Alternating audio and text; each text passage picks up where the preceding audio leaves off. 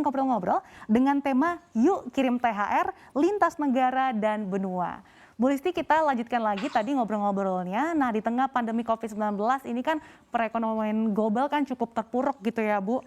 Nah, seperti apa sih pertumbuhan bisnis internasional BRI dan berapa banyak nih mitra bank asing yang bekerja sama dengan BRI untuk mendukung bisnis berskala global?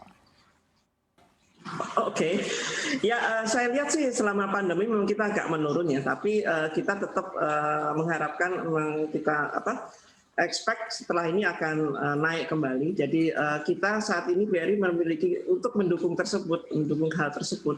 Saat ini kita memiliki kerjasama dengan bank-bank asing atau bank koresponden sebanyak 1.300 bank koresponden di seluruh dunia. Kemudian kita juga mempunyai cabang di luar negeri, 5 kantor cabang BRI di luar negeri, yaitu di New York, Singapura, Hong Kong, Taipei. Itu dalam proses pembukaan, mungkin nanti Juni kita akan buka untuk melayani pasar Cina dan East Asia. Kemudian juga yang terakhir di Timor Leste. Kemudian juga tadi saya sebutkan kita juga memiliki nostro di 39 bank asing dengan di 16 currency. Jadi itu untuk mendukung pengembangan bisnis internasional BRI ke depan, Mbak. Jadi kemanapun nasabah atau masyarakat ingin mengirimkan duitnya atau melakukan pembayaran, asal masih di bumi, Mbak, bukan di Mars, itu kita masih bisa layani. Itulah kasarnya begitu, Mbak. Oke, baik Bu Listi. Nah, di tengah resiliensi bisnis internasional milik Bank Rakyat Indonesia, kota atau negara mana saja nih yang pertumbuhan atau perkembangannya cukup pesat? Ya, kalau perkembangan cukup pesat itu sebenarnya tadi sudah saya sebutkan ya, Mbak, mungkin dari Malaysia ya. Malaysia ke depan setelah lockdown mungkin masih kita harapkan itu ada Malaysia, kantong-kantong dari PMI, Mbak, kantong-kantong dari PMI yang banyak di Malaysia, Hong Kong, Korea, Taiwan juga kita harapkan. Mungkin nanti dari Timur Tengah juga akan kita garap, Mbak. Kita garap akan kita naikkan market share-nya di sana dengan kerjasama kita lebih intensif dengan Western Union dan MoneyGram, kemudian dengan digitalisasi tersebut. Itu yang kita lihat akan berkembang. Dan kita akan eksplor terus, mungkin pasar di ASEAN juga akan kita lihat. Itu mungkin lebih ke B2B karena kita lihat juga trading partner dari Indonesia itu kalau kita gabungkan secara ASEAN secara keseluruhan, ASEAN itu sebenarnya nomor 2 terbesar setelah Cina. Jadi itu kita eksplor juga untuk kita kembangkan bisnis internasional di situ. Itu, Mbak. Oke, baik Bu Listi, ini sudah ada pertanyaan lagi nih yang terpilih dari sosial media yang sudah kami pilih. Jadi penanya yang beruntung ini saat ini adalah @aviazi. Pertanyaannya, bagaimana BRI bisa menjamin keamanan dana yang dikirim ke luar negeri? Sebelum Bu Listi jawab, kami ucapkan selamat ya kepada penanya yang terpilih karena mendapatkan saldo rekening Britama Falas senilai $50. Dan nanti tim CNBC Indonesia akan menghubungi Anda ya. Baiklah, silakan Bu Listi langsung saja dijawab pertanyaannya. Ya, yang pertama adalah kita itu memilih bankor kita, bank koresponden kita adalah bankor yang mempunyai rating yang bagus. Jadi itu yang menjamin bahwa nanti kalau sampai di sana pasti akan tersampaikan ya. Kemudian yang kedua adalah distrik kita punya namanya tracking yang namanya GPI. Jadi dengan GPI itu nasabah itu bisa melihat sampai di mana sih itu uang itu sekarang. Jadi bisa aja dari karena tujuannya itu adalah negara eksotis ya misalnya, bisa aja dari BRI mampir ke Bank IN gitu ya misalnya, terus baru ke beneficiary-nya. Dan kalau lewat BRI kita punya suite yang GPI, yang disebutnya GPI, kita bisa track itu sampai di mana sih uang ini berada. Jadi nasabah bisa mengikuti dan kemudian sesampai di tujuan yang kita jadikan bankor itu bukan sembarang bank, Mbak, tapi bank-bank yang memang sudah ratingnya sudah bagus. Jadi itulah yang bisa diyakini bahwa uang itu akan sampai dengan aman di sana. Itu, Mbak, mungkin jawabannya. Oke, jadi nggak perlu was-was gitu ya, karena sudah ada jaminan keamanan ini langsung dari BRI. Ya, dan yang melakukan kan BRI juga, Mbak. BRI itu kan juga ratingnya juga tinggi lah ya, dan itu bank yang sudah di Indonesia sudah pasti lah reputasi kita jaga juga. Jadi ada 3 hal, reputasi BRI, tracking tadi, kemudian bankornya juga bank yang reputasinya juga bagus. Oke, Bu Listi, di tengah meningkatnya layanan digital saat ini, ada nggak sih Bu rencana untuk penambahan unit kerja BRI ini di luar negeri dan juga membuka kantor cabang? Iya, pertama mungkin akan kita lihat kalau apakah buka apa enggak, itu akan kita lihat potensi bisnisnya, Mbak. Jadi potensi bisnis di negara tersebut ada apa enggak. Pada prinsipnya adalah kita mengikuti cash flow dari nasabah kita. Jadi kalau cash flow-nya sampai misalnya ke Vietnam banyak, ya kita akan pertimbangkan ini akan kita buka apa enggak. Bukanya pun akan kita lihat apakah perlu full branch atau hanya rep gitu, atau hanya digital gitu, atau bisa lewat Singapura gitu. Jadi semuanya tergantung dari potensi bisnis di negara tersebut, kompleksitas dari transaksi yang dibutuhkan oleh nasabah kita, dan kemudian juga bentuknya, bentuk layanan itu apa saja. Jadi pasti tetap terbuka. Yang next kita akan lakukan seperti tadi saya katakan, kita akan eksplor potensi bisnis di wilayah ASEAN, Mbak.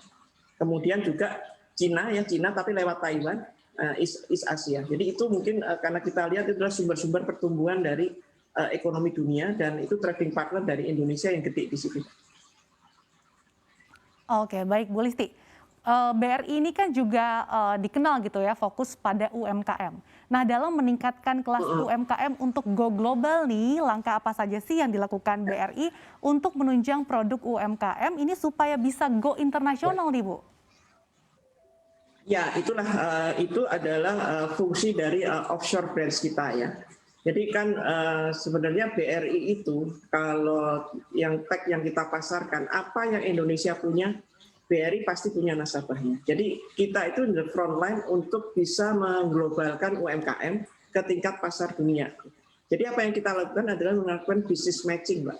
Business matching antara produser atau yang nasabah kita di Indonesia dengan market demand yang sudah kita intelijenin, kita investigasi demandnya di sana seperti apa melalui UKLN kita, Pak, di New York, di Singapura, kemudian nanti di Taipei. Kemudian juga kita kerjasama dengan instansi pemerintah yang di luar, jadi kayak ITPC, kemudian kedutaan besar, kita adakan business matching yang secara rutin kita lakukan antara BRI, nasabah BRI di domestik dan yang bayarnya. Kemudian kita juga punya apa yang namanya event tahunan yang kita sebut Brilliant Planner, Mbak. Jadi Brilliant Planner itu mempertemukan face to face. Kalau kemarin karena pandemi jadi virtual antara end buyer dengan nasabah BRI yang sudah kita kurasi. Jadi yang sudah kita kurasi yang memang barang-barangnya itu layak untuk ekspor. Selain itu kita juga melakukan coaching untuk para UMKM sehingga mereka bisa siap melakukan ekspor. Jadi aturannya seperti apa di negara yang menjadi tujuan, bentuk produknya seperti apa, ukuran produknya seperti apa, taste-nya seperti apa. Nah itu kita coach para UMKM ini untuk supaya mereka bisa men-sense, mendusin ya. Seperti apa sih permintaannya, apakah dia bisa memenuhi permintaan itu sehingga dia bisa me-adjust produknya sesuai dengan demand-nya. Itu Mbak yang kita lakukan dan itu BRI sangat concern di situ. Karena tadi seperti saya sebut bahwa apapun yang Indonesia punya BRI pasti ada di situ. Itu Mbak. Oke, luar biasa sekali itulah tadi sejumlah yang dilakukan oleh BRI untuk mengakselerasi UMKM kita supaya bisa go internasional. Nah, Bu Listi, di tengah pemulihan ekonomi yang saat ini sedang berjalan gitu ya, seperti apa nih outlook dari bisnis internasional Bank Rakyat Indonesia di tahun 2021 ini? Ya, sudah saya katakan tadi, menyatakan tadi bahwa ekspektasi kita adalah kita mengekspek bahwa setelah pandemi ini menurun, bisnis internasional akan meningkat. Jadi saya pikir kita juga harus sudah siap-siap. Jadi kalau BRI fokusnya adalah untuk bisnis internasional dan tadi sudah saya sebutkan sepintas meningkatkan remitansi.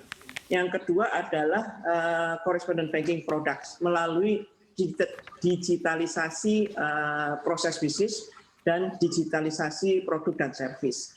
Nah untuk yang tadi yang remittance sudah saya sebutkan ya bahwa kita punya app, kita kerjasama dengan counterpart yang global dan kita punya bankor yang bagus.